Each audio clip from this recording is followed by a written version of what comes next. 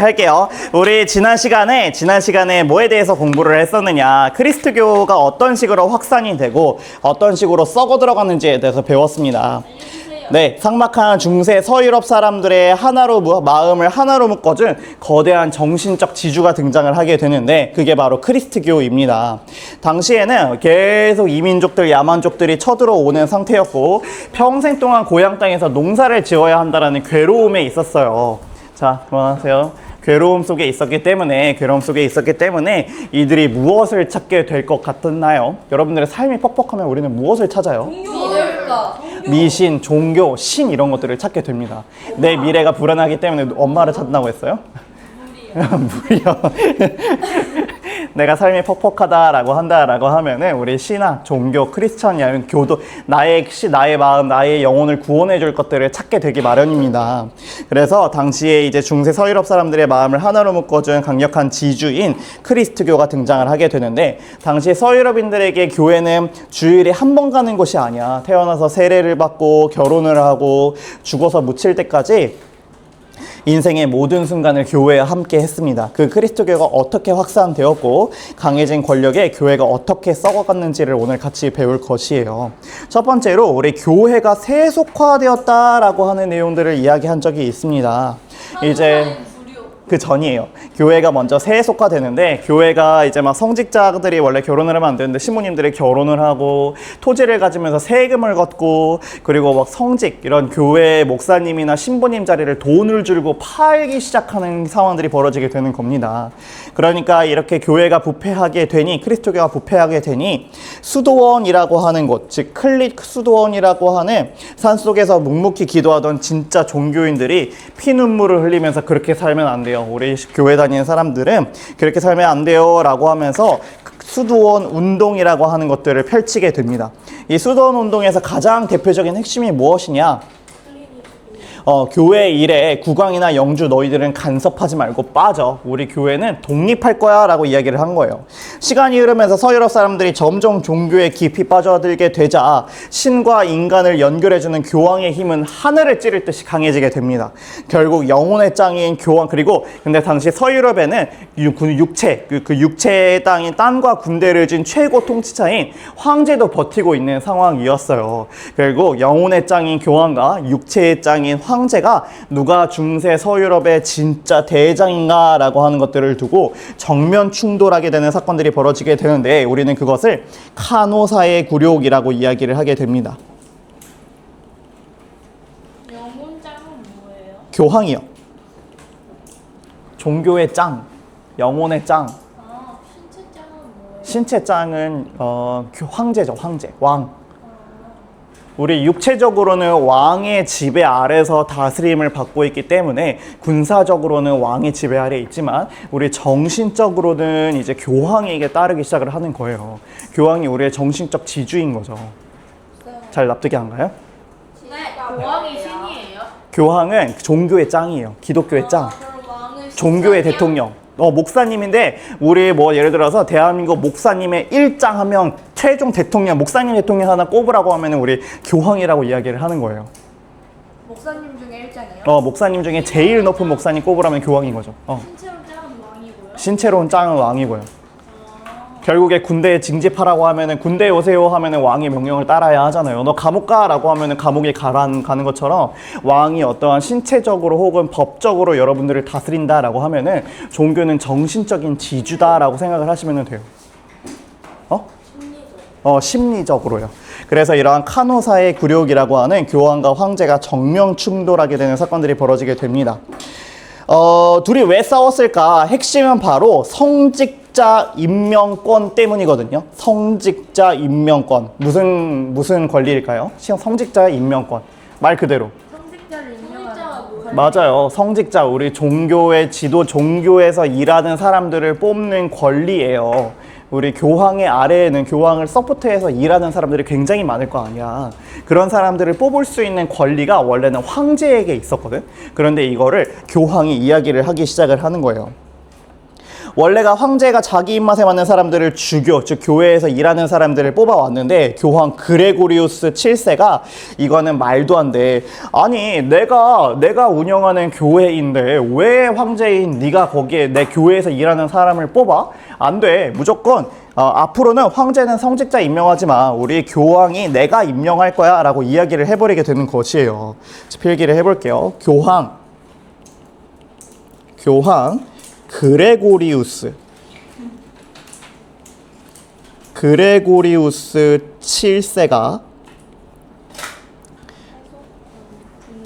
맞아요. 세속 군주의 성직자 임명권 성직자 임명권을 금지시켰다. 네, 잠시만요.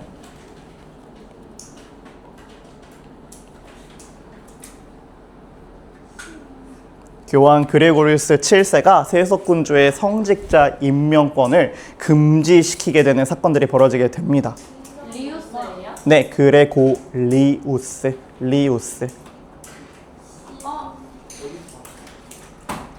실세를 안 적고 가는 거였어요. 그레고리우스 7세가 세속군주의 성직자 임명권을 금지시키게 됩니다. 여러분들아 시험 문제 쓸 때 몇 세인지 정확하게 적으셔야 해요. 전혀 다른 인물입니다. 다리우스 1세, 다리우스 2세는 전혀 다른 사람이에요. 문준 1세와 문준 2세가 다른 사람이 되는 것처럼 문준이 아들을 문준 2세라고 짓는다고 해서 그냥 우리 문준이라고 얘를 이야기하지 않잖아. 전혀 다른 사람인 겁니다. 옆에 사람 보세요. 자, 성직자 임명권을 금지시키는데 이것들을 누가 반대하게 되느냐? 신성 희원이가 나와서 수업하세요. 자, 신성 로마 제국 아랫줄에다가 적을게요. 황제인 하인리히 4세가 거부하게 됩니다. 무슨 세가 왜 이렇게 많아요? 맞아요. 나이 나이예요, 나이. 몇 세이다. 뭐 세가 많다는 게 뭐야? 4살이라는 거예요? 아니요, 네 번째 왕이라고. 하인리의 네 번째, 하인리라는 이름을 가진 네 번째 왕이다라는 의미예요. 4살. 네 살. 나이라길래. 그러니까 하인리 1세, 2세, 3세가 다 있었던 거죠. 네, 리히. 엘리자베스는 몇 세였어? 엘리자베스 1세. 3세 아니야? 3세. 최근이 몇 세? 엘리자베스 3세. 2세. 최근에 돌아가셨는데. 최근에 돌아가신 게 몇 세였어? 12세? 잘 기억이 안 저 나. 언제 돌아가신지 알아요. 9월 19일.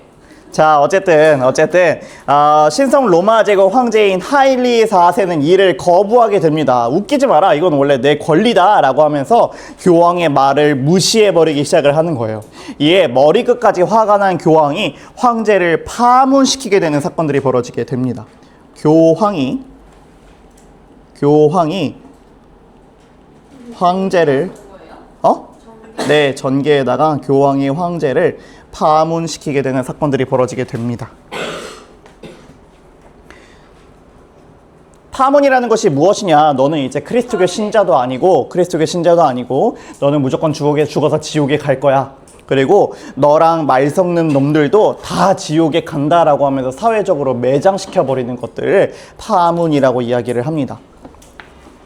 중세 유럽 온 세상이 그리스도교 사회였기 때문에 황제가 파문을 당하니까 지방에 있던 영주들이 교황이 황제를 잘랐네? 아, 그러면 우리가 이제 저 황제 말 안 들어도 되겠네 라고 생각을 하게 되는 사건들이 벌어지게 돼요.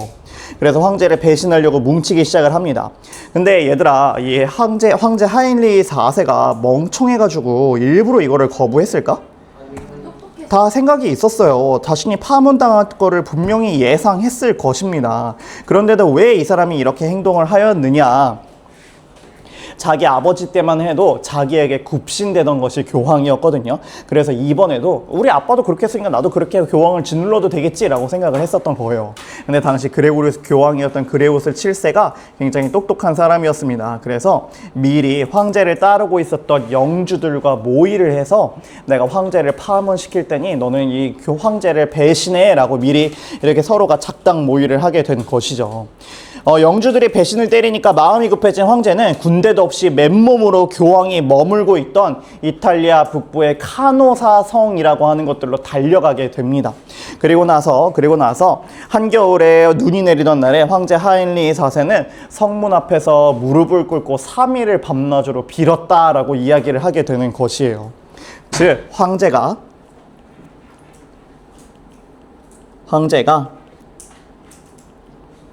카노사 성에서 교황에게 굴복하게 됩니다. 왜요? 어? 지금 계속 설명했잖아. 굴복했다고.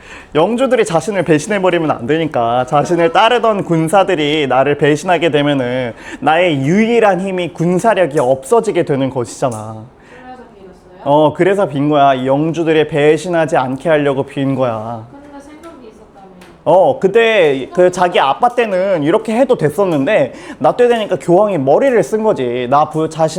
내 아빠 때는 그 황제가 자신의 영주들을 꽉 쥐고 있었기 때문에 교황이 나를 파문시켜도 알 바야. 어차피 내가 군대도 있고 내가 힘도 있는데 네가 나를 파문시킨다 내가 알 바야 라는 생각이었는데 이 다음 왕인 이 하인리 4세 같은 경우는 교황인 그레고리우스 7세가 미리 모의를 한 거야. 야, 내가 황제를 파문시킬 테니까 너희 황제를 따르던 너희들 내 쪽으로 와. 미리 얘기를 해놓은 거지. 그러니까 황제가 이 영주들이 막 자신의 힘이었던 이 군대가 없어지니까 이게 두렵기 시작이 되는 거야. 이해가 안 돼? 해요.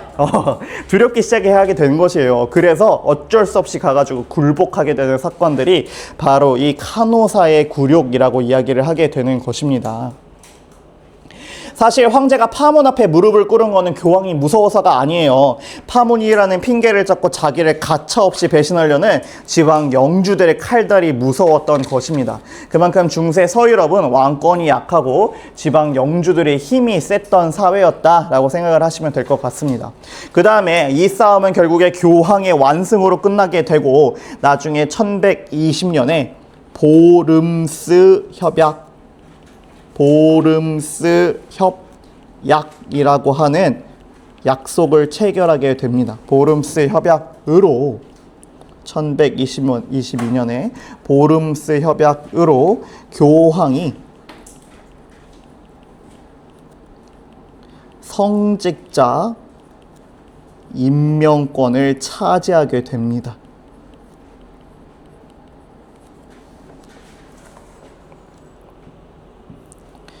황제는 성직자는 교회에서 일하는 사람들이야.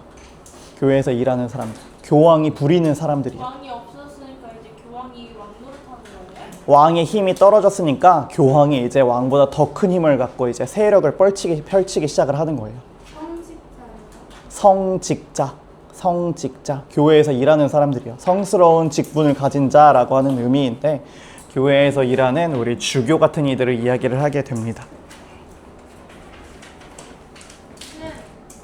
역사는 언제 알았구나? 마지막 날 마지막 교시요. 우와. 7월 2일. 자, 그리고 나서 교황권은 이후에 어떻게 되느냐? 절정에 이르게 돼요. 황제의 권한이 바닥으로 떨어지고 13세기가 되면서 교황의 권력은 그야말로 미쳐 날뛰기 시작을 합니다. 이때 교황 인노켄티우스 3세가 이런 명언을 남기게 되는데 교황은 스스로 빛을 내는 태양이고 황제는 그 태양빛을 받아서 겨우 빛을 내는 밤하늘의 달일 뿐이다. 즉 교황은 해요. 황제는 달이다. 해와 달. 맞아요. 달링이. 이 이후로 중세 서유럽은 이제 교황이 모든 것을 쥐고 흔드는 세상이 된 것입니다. 쌤 앞에 한 번만 보여주시면 안 돼요?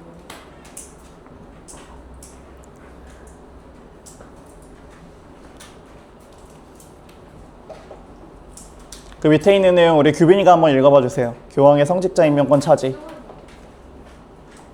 신상과 전통들이 크게 읽어주세요.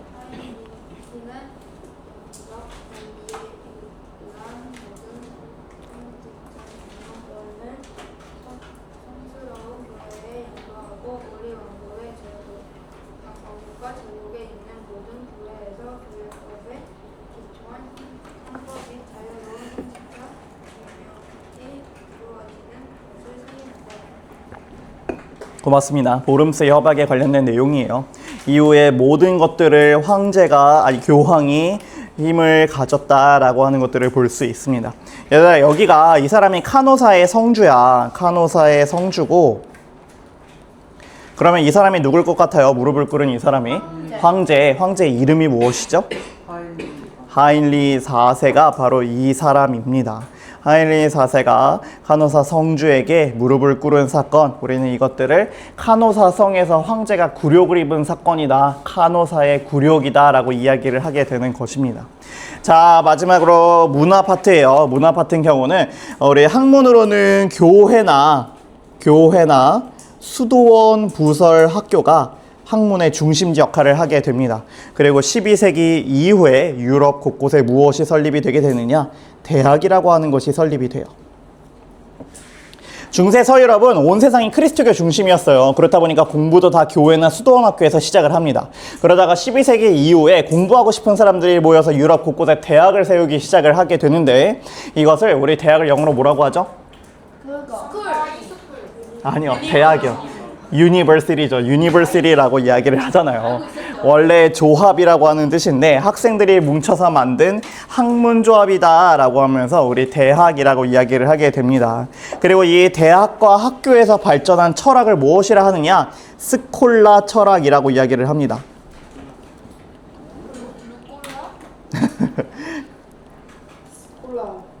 영어로 학교가 스쿨이잖아요. 이 스콜라 철학이라고 하는 어원은 여기에서 스쿨에서 나왔어요.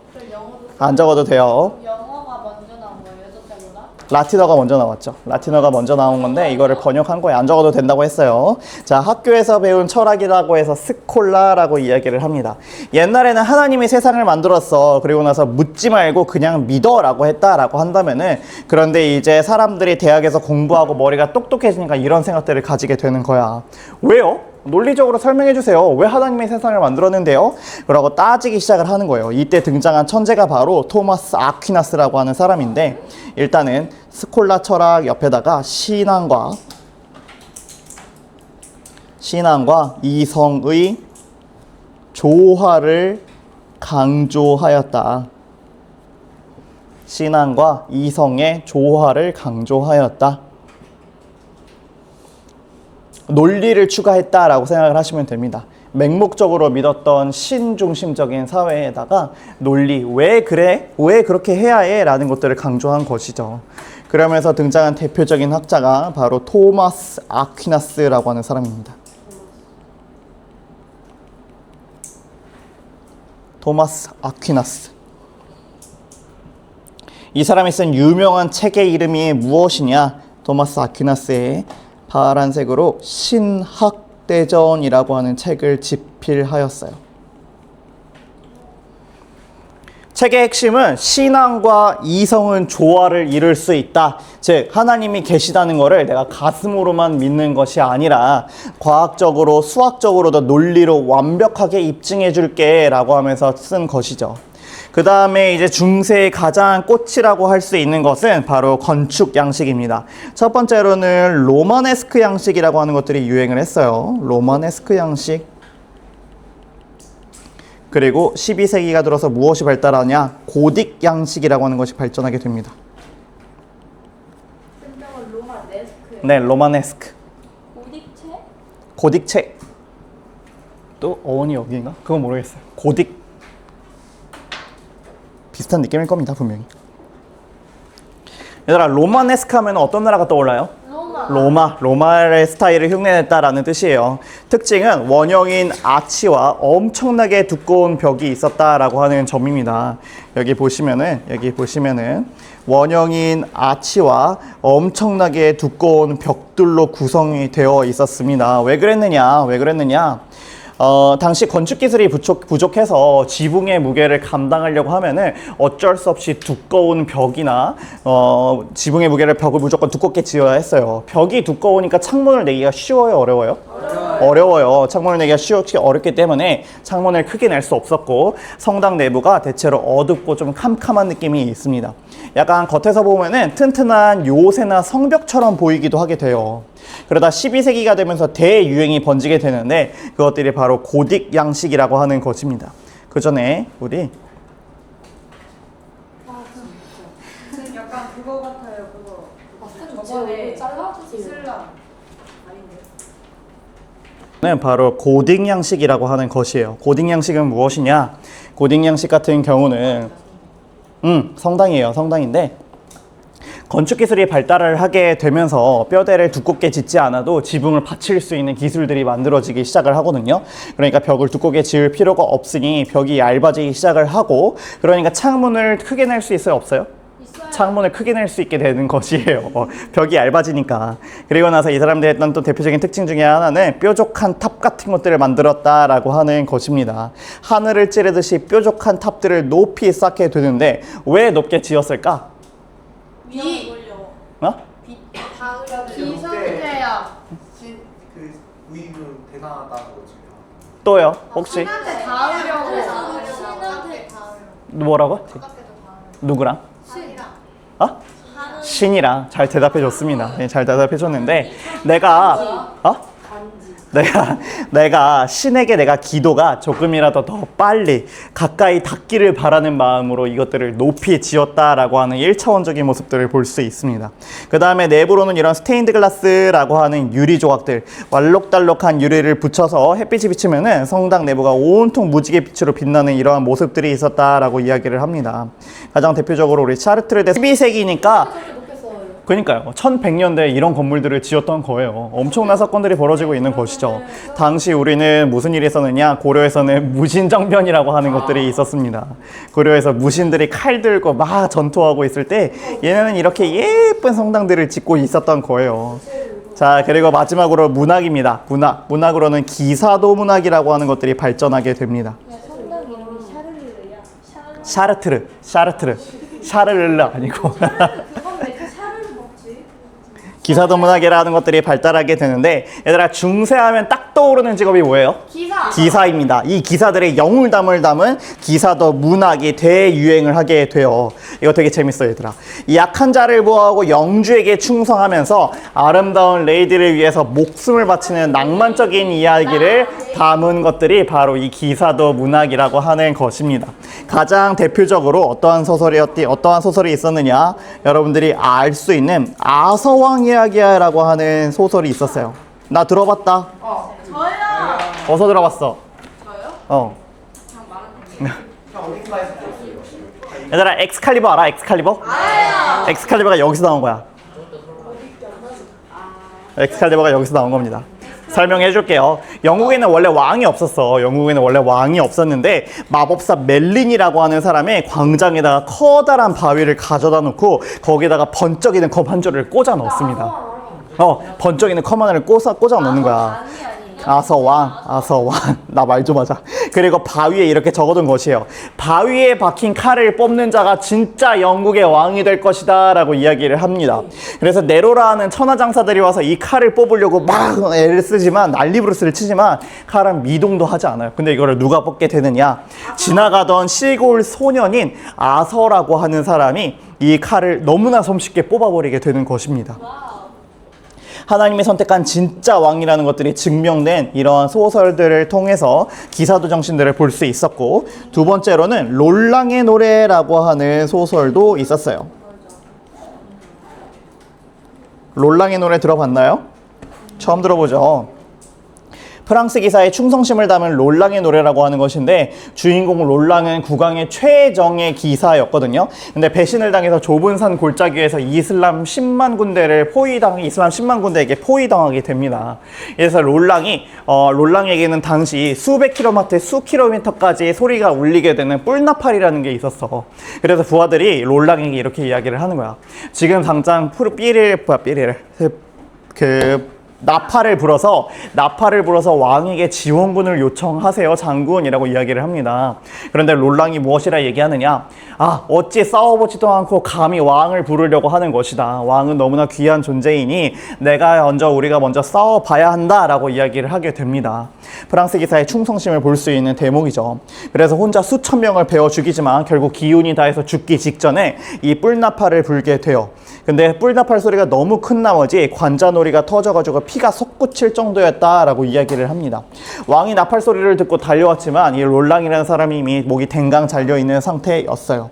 왕의 눈물겨운 충성심을 볼 수 있었던 소설, 바로 롤랑의 노래입니다. 자, 다음 페이지 넘겨봅시다. 선생님, 왕이 기사한테 충성한 거예요? 기사가 왕에게 충성한 거죠. 롤랑이 기사 아니에요? 롤랑이 기사예요. 기사가 왕에게 충성한 거예요. 롤랑이 왕에게 충성한 거죠. 이름이 롤랑이에요? 그냥 롤랑이 부르면 이름 달려가잖아요. 표현이잖아. 도움을 요청했으니까. 롤랑이 당시 왕이 아끼던 사람이었거든. 근데 그런 사람을 막 죽여도 돼요? 그러게요. 당시에는 얘들아 스마트폰 같은 거 없었을 거 아니야. 사람들이 그래서 이 소설만 두고 백날배치를 읽으면서 이 중세의 문화들이 잘 드러났던 소설입니다. 서왕 이야기 하니까 영상을 안 볼 뻔했네. 잠깐만. 네, 비장하게 볼래? 넘겨봅시다. 오늘 받은 겁니다.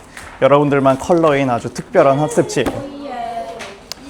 얘들아, 선생님이 이 수업을 준비하면서 굉장히 재밌었어. 여러분은 십자군 전쟁이라고 들어봤어요? 네. 십자군 전쟁 오늘 배울 거고, 흑사병도 들어봤나요? 네. 흑사병도 오늘 배울 겁니다. 백년 전쟁은 못 들어봤죠? 네. 잔다르크는요? 들어봤어요. 잔다르크. 오늘 배울 내용이 다 여기 결집되어 있습니다. 오늘 내일 통해서 배우게 될 건데, 선생님 수업 준비하면서도 와 재밌다라고 하면서 되게 신나게 했었어요. 자, 십자군 전쟁의 발발입니다. 우리 십자군 원정이라고도 많이 표현하지만 요즘은 교과서에서는 십자군 전쟁이라고 많이 표현합니다. 성상 파괴령으로 인해서 크리스토 세계가 로마 가톨릭과 그리스 정교회로 갈라진 과정들을 배웠습니다. 자, 이 성상, 예수님 조각상을 사용을 할 것이냐 안 할 것이냐를 두고 서로만은 사용을 한다 했어요? 안 한다 했어요? 안 한다고요. 서로만은 한다고 했죠. 왜 그랬느냐? 게르만족들을 전도하려면 걔는 글자 못 읽었잖아. 그래서 게르만족들을 전도하기 위해서 예수님 조각상이나 성모 마리아의 그림 같은 활용을 했고, 비잔티움 제국, 우리 동로마 같은 경우는 사용을 했어요? 안 했어요? 안 했어요. 그러면서 둘이 이 사용을 할 것이냐 안 할 것이냐로 둘이 서로만은 가톨릭 교회로, 그리고 동로마는 그리스 정교회로 갈라지게 되는 사건들이 벌어졌습니다. 그런데 어떤 일들이 벌어지게 되느냐? 종교의 이름은 갈려졌지만 이들의 뿌리는 어쨌든 똑같은 다 크리스트교였단 말이에요. 근데 바로 예수님이 태어나고 돌아가신 성스러운 땅 예루살렘이라고 하는 곳을 예루살렘이라는 곳이 있었는데, 서유럽 사람이든 비잔티움 사람이든 인생의 버킷리스트 1위가 무엇이었냐라고 하면은 돈 모아서 예루살렘에 가서 성지순례를 하는 것이 목표예요, 꿈이에요 라고 하는 사람들이 대부분이었습니다. 근데 문제가 성지순례가 예루살렘이라는 성지를 가서 구경하고 거기서 기도드리는 것들을 성지순례라고 이야기를 하게 되거든요. 근데 문제가 터지게 됩니다. 어떤 사람들이 쳐들어오게 되느냐? 셀주크 튀르크. 셀주크 튀르크. 쌀국수 맛있겠다. 오늘 쌀국수 먹어야겠다. 셀주크 튀르크가 어떤 일들을 벌이게 되느냐? 예루살렘을 점령하는 사건들이 벌어지게 되는 것입니다.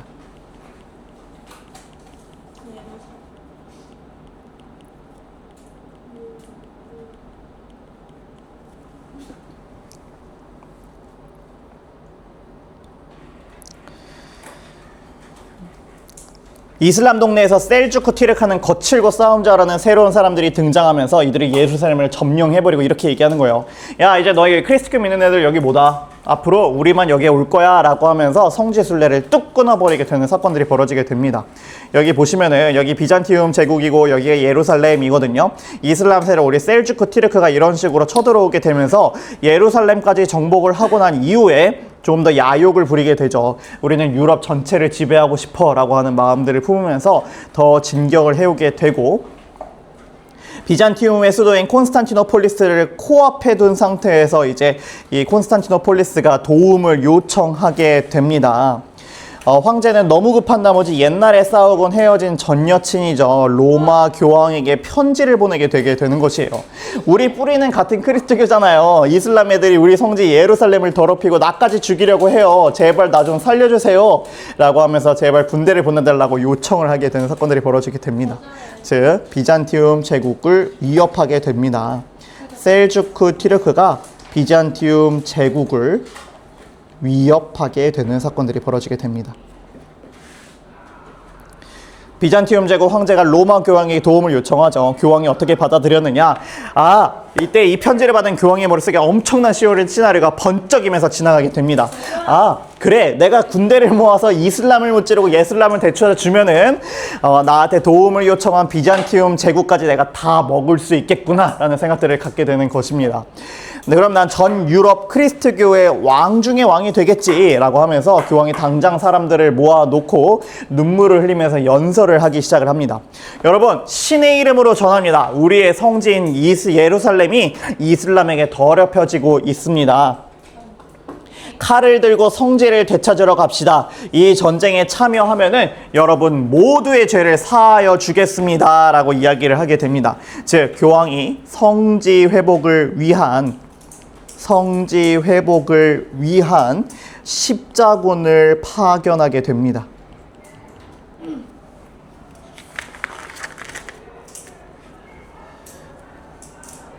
이 말을 듣고 유럽이 들썩이기 시작합니다. 그런데 모인 사람들의 속마음이 다 달랐어요. 교황은 전 유럽을 다 차지하려는 교황권 확대가 목적이었고, 제후는 땅이 넓어지고, 상인은 돈 벌려고 하고, 농민은 이제 노예를 벗어나고 싶어 했고, 이렇게 서로 다른 꿈을 군대들이 옷에 십자가를 넣고 이제 출격을 하게 되는 것이죠. 우리는 이들을 십자군이라고 이야기를 하게 되는 것입니다. 총 7번에 걸쳐서 전투를 하게 되는데, 일단은 이거까지만 적을게요. 자, 누가 호응을 하게 되느냐? 유럽의 기사, 상인, 농민이 적극적으로 호응하게 되면서 시작하는 전쟁, 바로 십자군 전쟁입니다. 200여 년 동안 7차례에 걸쳐서 전쟁을 하는데 우리는 이 중에서 1차와 4차 원정에 대해서만 배우게 될 거예요. 오늘은 여기까지 하겠습니다. 고생했습니다, 여러분. 아싸, 집 간다. 자, 하나, 둘, 셋.